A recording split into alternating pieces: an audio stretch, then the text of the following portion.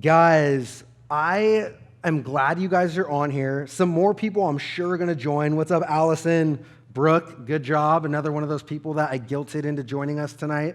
I was asking some students earlier about joining at this time because every one of your schedules seems to be like way different.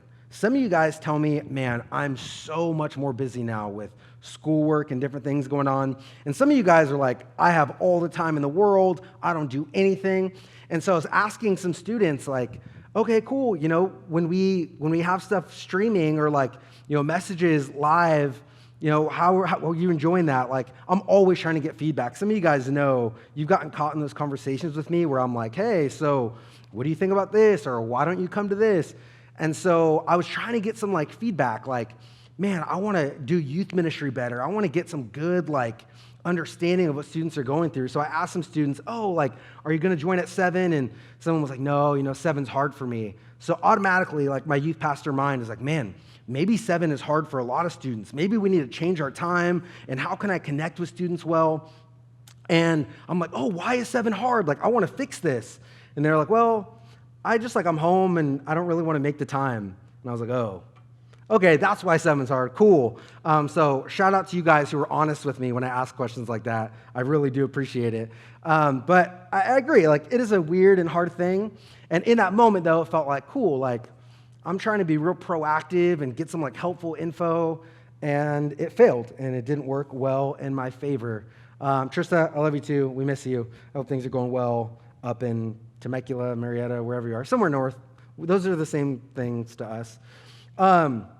Actually, I want to talk about failure today. Not my own failures like earlier, but just failure in general. I think we as like a culture, we love failure. You guys love failure. I spent way too much time on YouTube today realizing there are tons and tons of accounts and channels that are solely dedicated to failure, to watching people fail. Like we go and click on videos and are like, oh, this is hilarious. Look at this person like making a terrible mistake, ruining their house or their life or like breaking their face. And it's hilarious when someone else fails. When we fail, generally it's not that funny. Normally our failures are like embarrassing, sometimes shameful, something we just want to forget.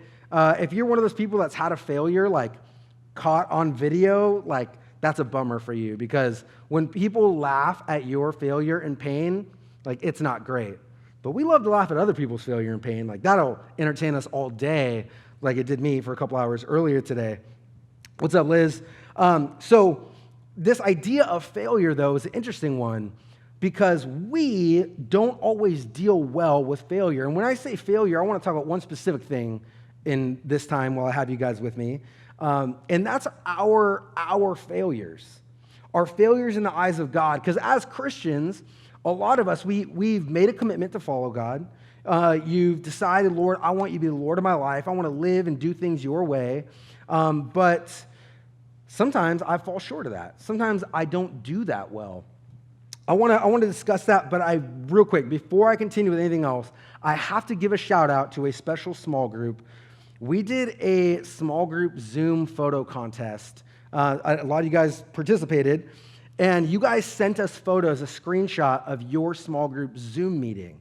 And so we were like, we want to see these videos, send us what you guys got. So we announced the winning one on our Instagram. What's up, Jake?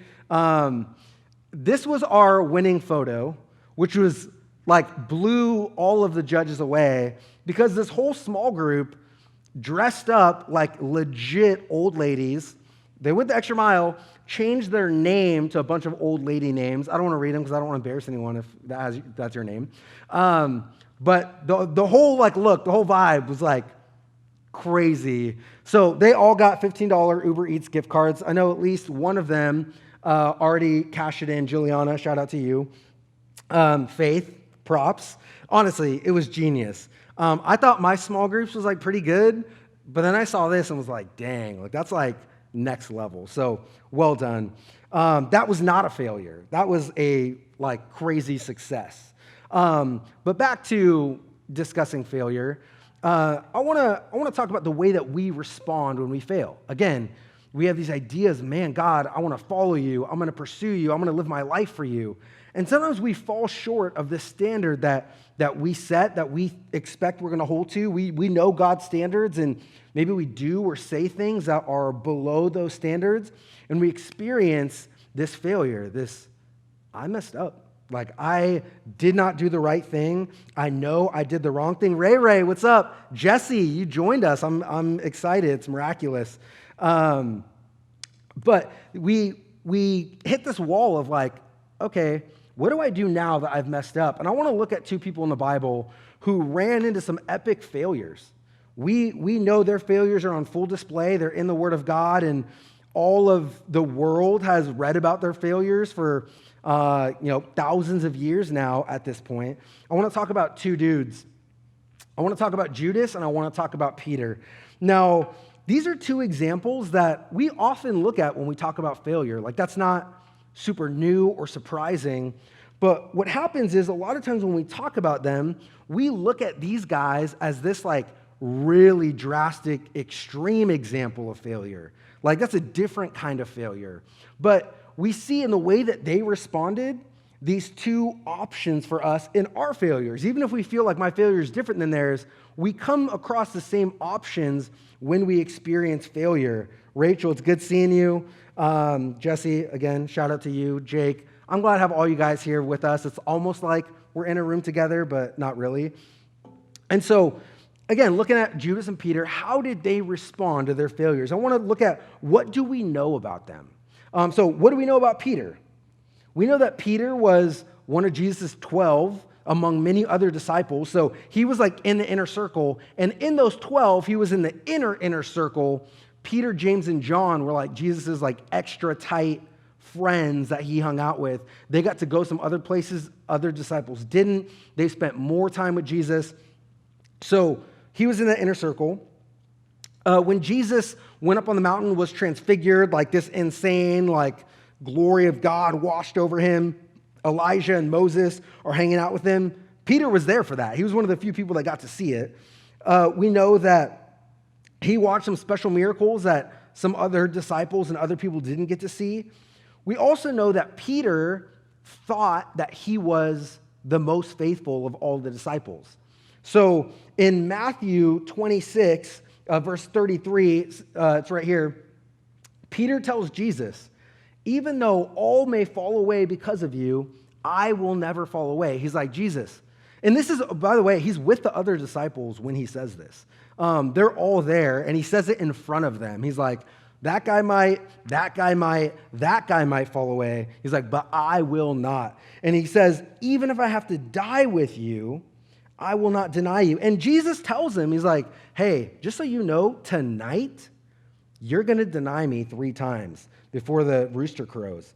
And Peter corrects him. Peter corrects Jesus and is like, no, Jesus, you don't get it. Even if I have to die, I'm not going to do that. Like these other guys, I don't know about them, but I will not. So we see this idea. He thought he was the most faithful. We know that Peter's one of the early people in the New Testament we see who said out loud, told Jesus, like, I know you're the Messiah. And Jesus actually tells him, like, you are blessed, Peter, because flesh and blood didn't reveal this to you, but God revealed this to you, which I think made Peter feel a little bit special. Hey, Allison, it's good seeing you. And so Peter, although for all of those things, we know that he wasn't perfect because we have a good amount of examples of Jesus correcting him, rebuking him. And so that's Peter. And now I want to look at Judas and look at what do we know about Judas. Judas, one of the 12. We have like this stigmatized idea about Judas where we just kind of write him off. But Judas was doing ministry with Jesus, living with the disciples for like 3 years. So he was one of the dudes. Judas didn't start off like this super shady guy. He was there. He was doing miracles with the disciples. Jesus sent them out and they were casting out demons and healing people. So he was doing the work of God. He was in that inner circle. He saw and heard things that other people didn't. He participated in ministry. He was used by God. We also know, though, Judas's failure that he had, it wasn't just a one-time thing. We know his big failure. We'll get to that. But Judas had some compromise dealing with greed leading up to his epic failure that was this unaddressed pattern of sin. He handled their money and stole money from Jesus and the disciples through some parts of their ministry. So I want to look at these two guys, both great potential, both in a place initially where they're like, Jesus, we love you, we want to follow you, like our life is about you, but then they failed. They failed epically. And I want to look at how do these guys respond to failure, and how should you and I respond to our own failures? There's some important things that we can learn from this. So here we have a picture. This is Peter. So we know Judas betrays Jesus. Jesus gets arrested, carried off, and we see in the background here, I know you guys can't see it, and that's okay if you're far away. This picture of Jesus back here getting carried off. He's arrested. And the Bible says that Peter, he was sitting by the charcoal fire warming himself. He wanted to be around what's going on. And he knew Jesus was, this crazy stuff was going down. So he was around warming himself. And it says he was sitting outside the courtyard, and a servant girl came to him and said, "You were with Jesus, the Galilean." And he denied it before all of them, saying, "I don't know what you're talking about." And when he had gone out to the gateway, another servant girl saw him and said to those who were there, "The man was with Jesus of Nazareth." And again, he denied it with an oath, "I do not know this man." A little later, the bystanders came up to Peter and they said, "Surely you too are one of them. Even the way you talk gives you away." And he began to curse and swear, and he said, "I don't know him." Immediately a rooster crowed, and Peter remembered the word what Jesus had said. "Before a rooster crows, you're going to deny me 3 times. Hey, Heather, hey, Sophia. It says, this is the moment. In his third denial, we see there's even a rooster here. The rooster crows, and it hits him. Oh, yeah, Jesus tried to warn me that I was going to fail in this moment. And in my pride and my arrogance, I was like, no, there's no way, Jesus, not me, maybe the other guys. And it hits him. And it says that he went out and he wept bitterly. I don't know how many of you guys have wept bitterly. That sounds like some really ugly, deep crying, sobbing kind of weeping. And so he experiences this moment of epic failure, and it hits him. He knows, I messed up.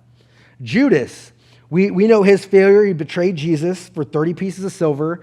In the garden, he kissed Jesus on the cheek. When I was looking for pictures, I looked for a picture of this moment of Judas betraying Jesus. They're all really creepy. All of them are Judas looks super haggard, in his mouth kissing Jesus. And I was like, I'm not using any of these pictures. So we have this moment. Judas betrays Jesus, but he made a deal. In Matthew 27, verse 1 through 4, I want to look at what happens next with Judas. This is the most normal picture that I could find of Judas. There's a demon thing over here, kind of latched onto him as he's making this deal here. And it says, the morning came, and the chief priests and the elders of the people conferred together against Jesus to put him to death. And they bound him and led him away and delivered him to Pilate the governor. Then when Judas, who had betrayed him, saw that he had been condemned, he saw what was happening to Jesus, he felt remorse, and he returned the 30 pieces of silver to the chief priests and elders, saying, I have sinned by betraying innocent blood. And they said, what is that to us? See to that yourself. So I want to say hi to Megan, say hi to Alex, and get back into this. So Judas, give me 30 pieces of silver, I'm going to betray Jesus, does it, and then hits this moment. Says that he felt remorse. He tried to return the silver and is like, nope, I don't want to do it anymore. I messed up. And they said, we don't care. You deal with that yourself. It's already done. And so these two guys, both Peter and Judas, they messed up. They failed Jesus. They did something that I think both of them thought they'd probably never do. They messed up in a way that I'm sure they never imagined that they would, and it hits them. We know that Peter, it says he went out and he wept bitterly. We know Judas, it says he felt remorse, enough so that he went to return that money. They both messed up. They both felt remorse, but one continued to walk with Jesus after this, and the other one did not. And it was because they reached this moment of failure. God, I messed up. God, I've offended you. God, I have let you down. I let myself down. And the way they responded to that dictated what their future was going to look like. Maybe our failure doesn't look like Judas, but we have felt, God, I've messed up. I've maybe messed up too bad to come back. I did something that I swore I would never do, or maybe never do again. I went back to that person or to that thing. And maybe we wouldn't say it out loud, but if some of us are honest, we would say that we felt like, I don't know if Jesus is going to take me back. I think Judas, in this moment, when it says he felt remorse, he tried to return the money, and they're like, nope, it's too late. I'm sure he went through his head, would Jesus be cool with me again? Would he take me back? Could I go back to the disciples were his brothers? He spent years with them. They were tight. He wasn't just like a rando hanging out with them for 3 years. They were brothers. And I'm sure he wondered, could I go back? Could I tell him what I did? And we see their response. I think a lot of us, like Judas, we're too embarrassed, we're too guilty, we're too ashamed when we fail. We feel like, I can't go back. I can't approach Jesus again. How can I look the other believers in the face knowing what I've done? And so we know in verse 5, right after Judas tries to return the money and they're like, nope, we're not doing it. Like, that's on you. It says that he went away and he hanged himself. Judas, in this process of, I messed up, I experienced remorse, he had this decision of what is he going to do with it. And he decided, I can't do it. I can't go back. I've messed up too bad. I can never again experience fellowship with God or his people. All I can do is run. All I can do is just end it because I feel like I don't have any other options. I don't have any other hope. And so we know he went and he hung himself. And I want to contrast that with Peter's response. So Jesus gets crucified. Peter, we know, denied him. And then after that point, the disciples are back together. And we see in this moment at the end of the book of John, Peter is out fishing with some of the disciples. And I want to say something cool about that, actually. I have this interesting picture here, a man half naked, I'll explain it in a second, with a couple other dudes on a boat looking this direction. So half naked dude, Peter, with the other disciples fishing. And when they're fishing, someone yells out from the shore, hey, throw your nets on the other side. They'd been fishing all night, not caught anything. And they decide, all right, like, we'll do it. And all of a sudden, there's this insane haul of fish. And this moment that this is capturing, it says in John 21, verse 7 through 8, it says, the disciple whom Jesus loved, this is John. What's up, Kayla? It says, the disciple who Jesus loved said to Peter, oh, that guy on the shore? That's Jesus. And it says, so when Simon Peter heard that it was Jesus, he put his outer garment on, he was stripped for work, and he threw himself into the sea. So he's like, oh, let me put more clothes on. I don't understand that. Let me put more clothes on, because he was half naked working, to jump in the water so he could swim to Jesus and maybe get there a couple minutes before the other disciples. He couldn't wait. He couldn't wait to approach Jesus. And a couple cool things that we see about Peter's response to his failure, because he failed epically. In front of all the disciples, he told them, he said to Jesus, these guys might betray you, they might fail you, they might run, but I won't. If I have to die, I won't deny you. He failed. Right after this moment, he's facing the same thing that Judas is. Can I approach Jesus again?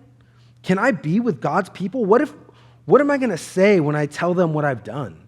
What am I going to say when I have to say Jesus was right and I was prideful and stubborn and foolish? And I imagine all those things went through his mind, but we see right after that decision, he was back in fellowship with the disciples. And a mistake a lot of us make when we fail and we feel like I've messed up, I've blown it, like I can't be around God, I can't be around his people, it's gone too far. And so we isolate ourselves and we feel like, oh, I'm not good enough. And what we do is we get ourselves in this downward spiral, running away from God, running away from his people, part of which he wants to use to restore us, to bless us, to help us. And a lot of us just are like, nope, I guess not. But we see Peter, the way that he dealt with his failure, he was back in fellowship with God's people. He didn't let it keep him from where he knew he should have been. We also see when he has this opportunity, we don't know before this if he got to have a personal, like one-on-one, face-to-face with Jesus up until this point. But we know he has this opportunity. Jesus is on the shore. Jesus, who he denied 3 times. And he knew that Jesus knew it. And just like you and I, there's this moment of, can I face him again? Can I go back there?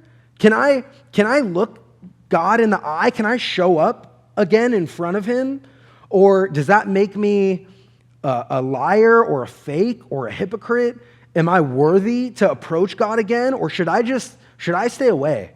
And a lot of us do. A lot of times we feel guilty or ashamed. We feel like I'm not good enough to worship. I'm not good enough to get prayer. God doesn't want to speak to me or meet me because I've just messed up too bad. He knows the stuff I've done, and he doesn't want anything to do with me. And we let those lies keep us from the kind of response that God desires, which we see in Peter.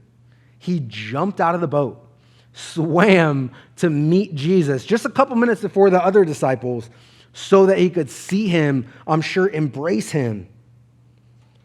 The very first opportunity we have after we fail to embrace Jesus, take it.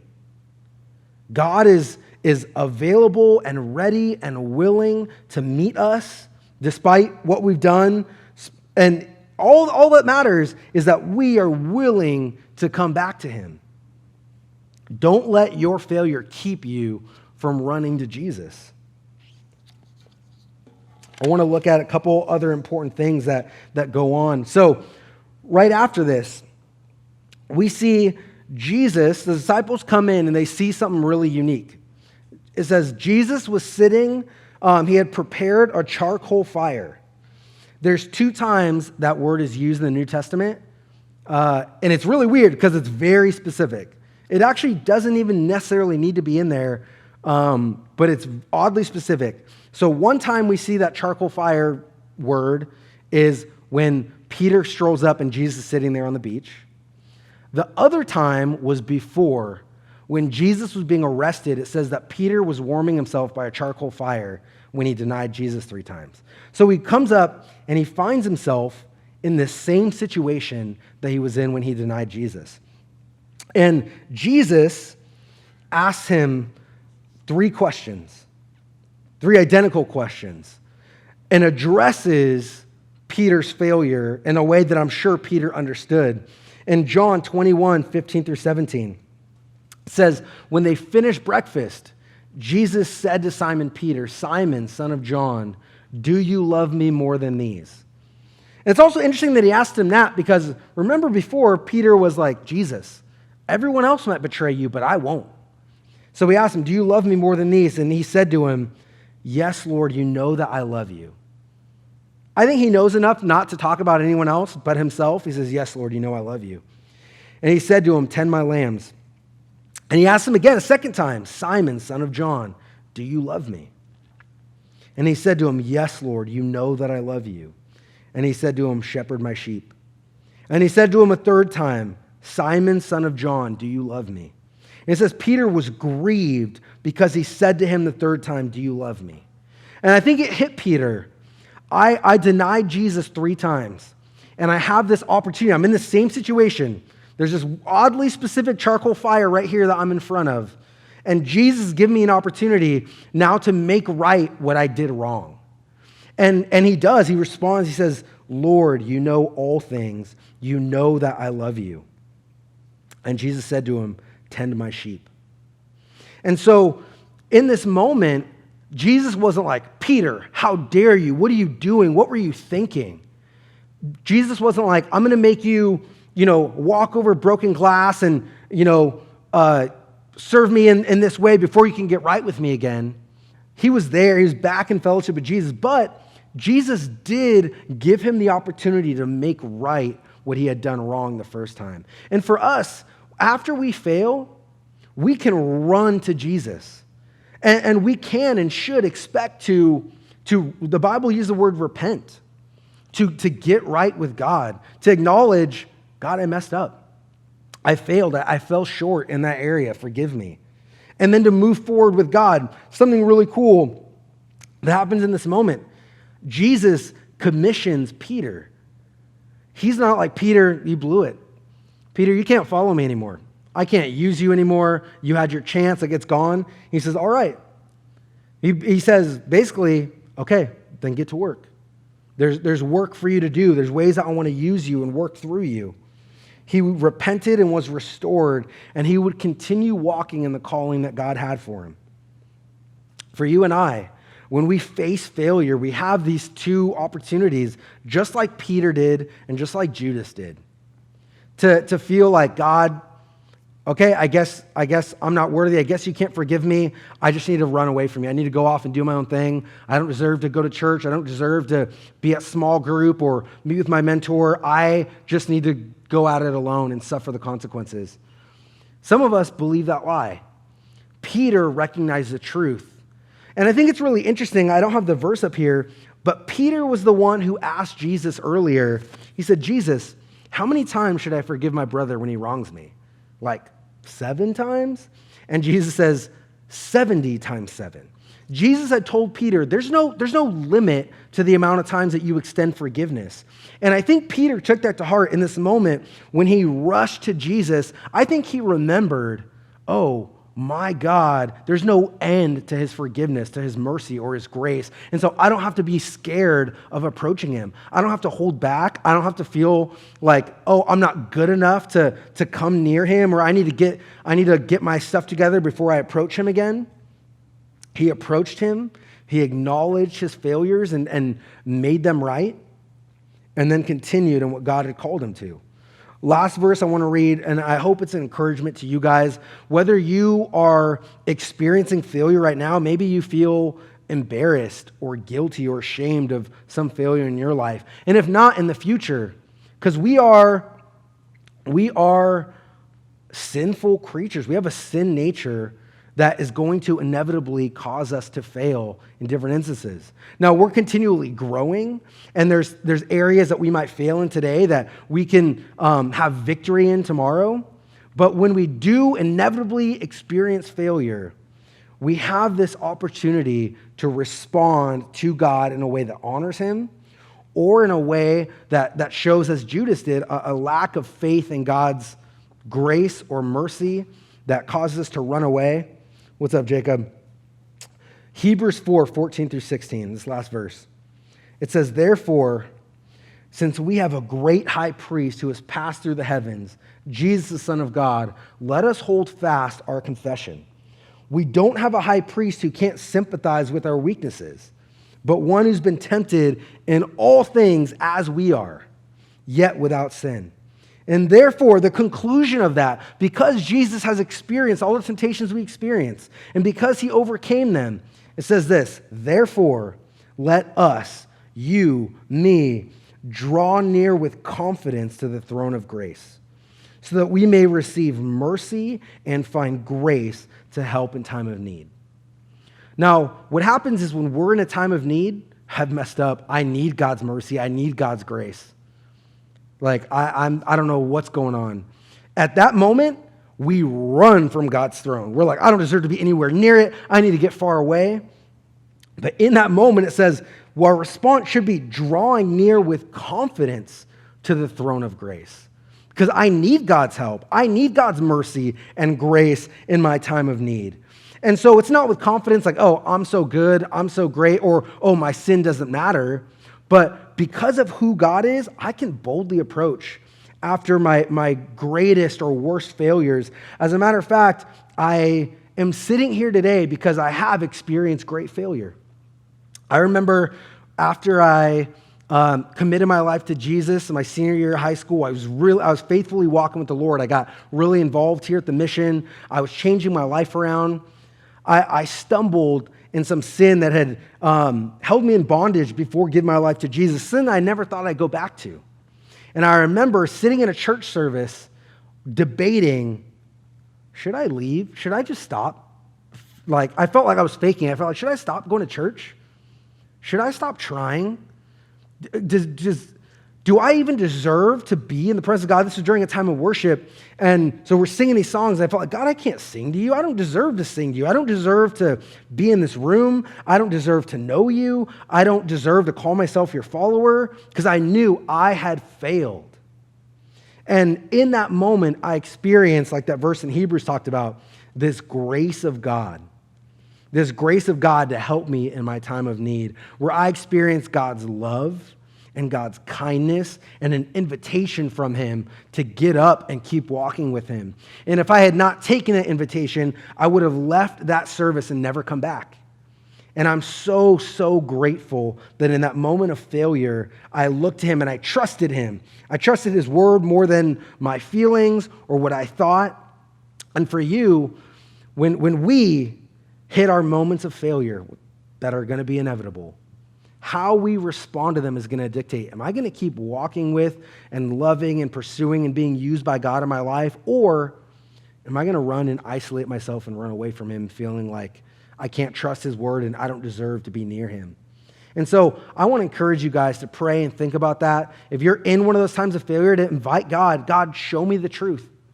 Help me to not believe the lies trying to pull me away from you, and to walk in the love and grace of God. JSAF, way to join us for the last 30 seconds. If you guys joined late, I want to encourage you guys to go back and watch this video. It'll be on Instagram Live for 24 hours. It's also going to be posted on our YouTube. But I want to encourage you guys to look at Peter and Judas and the way that they address their own failures as a model, an example for us of how we can approach and pursue God despite our failures, and to move forward and grow in seeking and loving the Lord. God bless you guys. I'm praying for you guys. And as always, if you guys need prayer for anything, keep in touch with us, message us, let us know what's going on. For those of you guys who let us know you guys want letters, we are going to be writing and sending you guys letters, and that'll be going out by early next week. And we're stoked to be in touch with you guys. Love you. God bless you.